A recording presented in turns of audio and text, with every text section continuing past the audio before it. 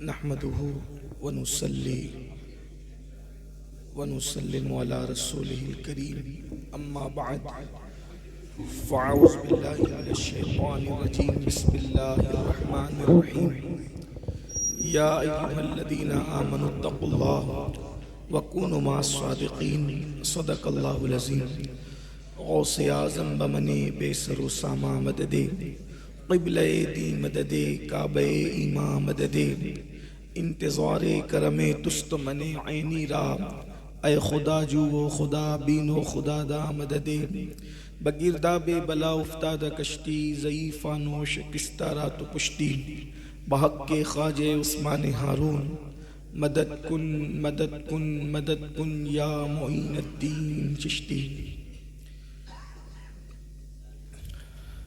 زیب سجادہ آستان عالیہ سرکار نور حضور سیدی سندی مرشدی رفیق ملت سید نجیب میاں صاحب قبلہ قادری برکاتی نوری ولی عہد خانقہ عالیہ برکاتیہ حضور امان ملت حضرت سید امان میاں صاحب قبلہ وہ جملہ شہزادگان اور خصوصیت کے ساتھ ہمارے بڑے بھائی جناب احمد مجتبیٰ صدیقی صاحب وہ جمیع عرش و مقام سادات کرام علماء ذوی الاحترام حاضرین محفل السلام علیکم ورحمۃ اللہ وبرکاتہ۔ میرے ساتھ مل کے پڑھ لیں الصلاۃ والسلام علیک یا رسول اللہ، الصلاۃ والسلام علیک یا نبی اللہ وعلا آلک واصحابک یا حبیب اللہ صلی اللہ تعالی علیہ وسلم۔ صبح طیبہ میں ہوئی بٹتا ہے باڑا نور کا، صدقہ لینے نور کا آیا ہے تارا نور کا، میں گدا تو بادشاہ بھر دے پیالہ نور کا، نور دن دونا تیرا دے ڈال صدقہ نور کا، آئی بدعت چھائی ظلمت رنگ بدلہ نور کا، ماہ سنت مہر طلعت لے لے بدلہ نور کا، یہ جو مہر و ماہ پر اطلاق آتا نور کا، بھیک تیرے نام کی ہے استعارہ نور کا، اور جو گدا دیکھو لیے جاتا ہے توڑا نور کا، نور کی سرکار ہے کیا اس میں توڑا نور کا، ایک سینے تک مشابہ ایک وہاں سے پاؤں تک، حسن سبتین ان کے جاموں میں ہے نیمہ نور کا، تیری نسل پاک میں ہے بچہ بچہ نور کا، تو ہے عین نور تیرا سب گھرانہ نور کا، اے رضا یہ احمد نوری کا فیض نور ہے، ہو گئی میری غزل بڑھ کر قصیدہ نور کا۔ ویسے آج کی یہ محفل مشاعرے کی محفل ہے اور ہم کبھی بھی محررہ مطالعہ میں بیان کی نیت یا واعظ کی نیت سے نہیں آتے، اس لیے کہ یہاں حیثیت کس کی ہے کہ جو یہاں کر کے خطاب کرے، ہم تو یہاں صرف جھولی پھیلا کر بھیک لینے کے لیے آتے ہیں، لیکن ہمارے محسن حضور رفیق ملت کا یہ کرم محبتیں کہ آپ نے حکم فرمایا میں آپ کے سامنے حضور غوث پاک شیخ عبد القادر جیلانی رضی اللہ تعالیٰ عنہ کے ملفوظات میں سے ایک ملفوظ تھوڑا طویل ہے، اس کو پڑھنے کی سعادت حاصل کر رہا ہوں اور اسی پر اپنی گفتگو کو مکمل کروں گا، چونکہ یہ خانقاہ محررہ ہے اور صدیوں سے یہاں جو ہے وہ مسند سجادگی پر حضور غوث اعظم رضی اللہ تعالیٰ عنہ کی نیابت کے فرائض انجام دیے جاتے ہیں۔ حضور غوث اعظم شیخ عبد القادر جیلانی رضی اللہ تعالیٰ عنہ فرماتے ہیں مسند سجادگی پر بیٹھنے کا حقدار وہی بندہ ہوتا ہے جس میں یہ 12 صفات موجود ہوتی ہے۔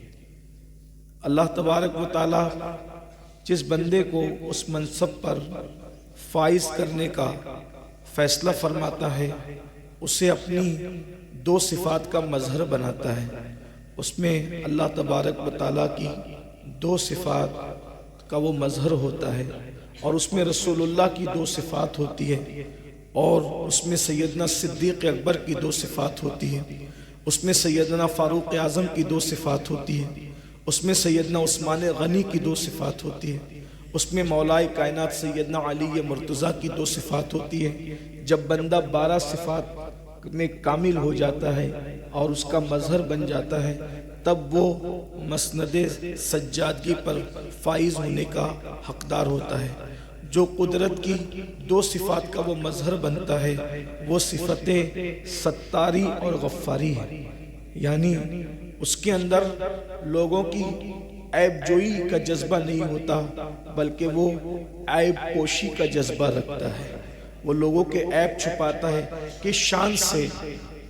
نفحات الانس کے اندر امام علامہ عبد الرحمن جامی نے ایک واقعہ لکھا ہے، کیا شان ستاری ہوتی ہے اللہ والوں میں۔ ایک بزرگ ہے جنہیں دنیا حاتم اسم کہتی ہے۔ حاتم اسم کا مطلب ہوتا ہے بہرا، وہ بہرے نہیں تھے لیکن پوری زندگی بہرے کہلائے اور آج بھی ان کی پہچان بن گئی حاتم اسم۔ اگر حاتم کو بہرا نہ کہو تو لوگ پہچان ہی نہ سکیں، انہیں بہرا کیوں کہا گیا؟ امام عبد الرحمن جامی لکھتے ہیں، جس کو میں اپنے الفاظ کے جامع میں عرض کر رہا ہوں، کہ ایک خاتون بوڑھی عورت کوئی مسئلہ پوچھنے کے لیے آپ کے پاس آئی اور اس کو کچھ پیٹ کی تکلیف تھی، وہ اس درد کو اور اس تکلیف کو برداشت نہ کر سکی اور اس کی ہوا خارج ہو گئی، تو وہ شرما سی گئی کہ اتنے بڑے بزرگ کے دربار میں یہ کیا حادثہ ہو گیا۔ امام جامی لکھتے ہیں کہ حاتم نے اس عورت کی شرمندگی کو مٹانے کے لیے اپنے کان پہ ہاتھ رکھا اور کہا مائی ذرا زور سے بولو کیا کہنا چاہتی ہو۔ اس نے پھر کہا تو آپ نے کہا زور سے بولو کیا کہنا چاہتی ہو۔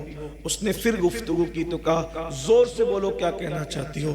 اس کی شرمندگی ختم ہو گئی کہ جو میرے منہ کی آواز نہیں سن سکتا وہ ہوا خارج ہونے کی آواز کیسے سن سکتا ہے۔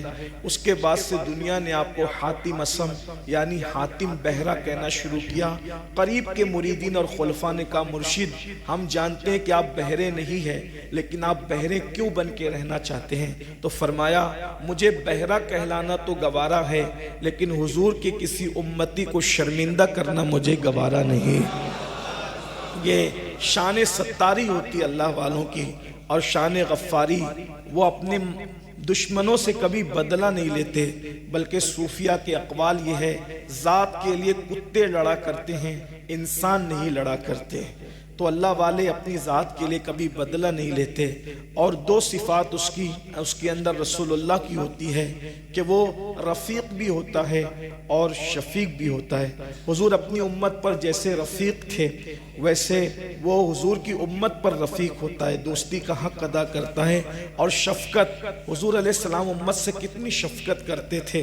بظاہر کچھ باتیں ایسی لگتی ہے کہ اس کا تعلق تعلیمات نبوی سے نہیں صرف حضور کی شفقت سے ہے۔ مثال کے طور پہ یہ فرمانا کہ کھانا کھانے کے بعد ہاتھ دھونے سے پہلے نہ سویا کرو کہیں تمہارے ہاتھوں کو چوٹی نہ کاٹ لے، بظاہر اس کا تعلق تعلیمات نبوی سے نہیں لگتا، شفقتوں سے لگتا ہے۔ جیسے ایک ماں شفقت کی بنیاد پر اپنے بچوں کو چونٹی کے کاٹنے سے بچانا چاہتی ہے، یہاں کروڑوں ماؤں کی ممتا حضور کی اس ممتا کے آگے سجدہ ریز ہے کہ جو رسول اپنے امتی کو چونٹی کا کاٹتا ہوا دیکھنا گوارا نہ کر سکے وہ جہنم کے بچھوؤں کو ڈستا ہوا دیکھنا کیسے گوارا کر سکیں گے۔ تو حضور علیہ السلام نے فرمایا سوراخ میں پیشاب نہ کیا کرو، کھڑے ہو کے کپڑے پاجامہ نہ پہنا کرو۔ کیوں؟ کھڑے ہو کے پہنو گے اللہ نہ کرے اگر تمہارے جسم کا جو ہے وہ وزن توازن میں نہ رہا تو ہو سکتا ہے تمہیں چوٹ لگ جائے۔ غور فرمائیں، فرمایا بغیر منڈیر کی چھت پہ نہ سویا کرو، اکیلے گھر میں نہ سو، یہ سب شفقتیں حضور کی ہے۔ تو غوث پاک فرماتے ہیں جو پیر بنے، جو مسند سجادگی پہ بیٹھے، جیسے رسول اللہ اپنی امت پر شفیق تھے وہ اپنے ماننے والوں پر ایسے ہی شفیق رہے، حضور کی امت پر ایسے ہی شفقت کرے۔ یہ دو صفات پھر فرماتے ہیں دو صفات صدیق اکبر کی ہو۔ صدیق اکبر کی ایک صفت کہ وہ صادق ہو اور وہ مصدق ہو، اور غوث پاک نے چاروں خلفاء کی صفات بیان فرمائی۔ اس سے پتہ چلتا ہے کہ کوئی رافضی مسند سجادگی پہ بیٹھنے کا حقدار نہیں ہو سکتا۔ دو صفات سیدنا صدیق اکبر کی ہوتی ہے۔ وہ صادق بھی ہوتا ہے اور وہ مصدق بھی ہوتا ہے، یعنی وہ ہمیشہ سچ بولتا ہے، اور اس کے سامنے جب سچ بولا جائے تو وہ سچ کی فوراً تصدیق کرتا ہے، صدیق اکبر کی طرح۔ صدیق اکبر نے کیسے سچ کی تصدیق کی ہے؟ ابو جہل جیسا گنڈا جا کر صدیق اکبر کے دروازے پہ کہتا ہے اگر کوئی یہ کہے کہ رات کے ایک حصے میں مسجد حرام سے مسجد اقصی تک گیا تو کیا اس کی بات قبول کی جائے گی؟ صدیق اکبر نے فرمایا پہلے یہ بتا کہ کہتا کون ہے؟ اس نے کہا وہ آپ کے دوست محمد کہتے، کہا بہت چھوٹی سی بات ہے، اس سے بڑی بھی کہیں گے تو میں ماننے کے لیے تیار ہوں۔ وہ صادق ہوتا ہے اور مصدق ہوتا ہے۔ پھر فرمایا دو صفات سیدنا فاروق اعظم کی ہوتی ہے، وہ امر بالمعروف کرتا ہے اور نہی عن المنکر کرتا ہے، یعنی وہ نیکی کا حکم دیتا ہے اور وہ بری باتوں سے منع کرتا ہے۔ وہ گالیوں کی پرواہ نہیں کرتا، وہ حق کے لیے نیکی کا حکم دیتا ہے اور بری باتوں سے منع کرتا ہے۔ پھر فرماتے ہیں دو صفات اس میں عثمان غنی رضی اللہ تعالیٰ عنہ کی ہوتی ہے کہ وہ دن کو سخاوت کرتا ہے اور وہ رات کو عبادت کرتا ہے۔ اسی لیے آپ کو کوئی بھی ولی لوٹنے والا نہیں ملے گا، ہر ولی آپ کو لوٹانے والا ملے گا۔ آپ دیکھ لیں ہر جگہ جو لوٹتا ہے وہ ڈاکو تو ہو سکتا ہے، لٹیرا تو ہو سکتا ہے، مگر وہ اللہ والا کبھی نہیں ہو سکتا۔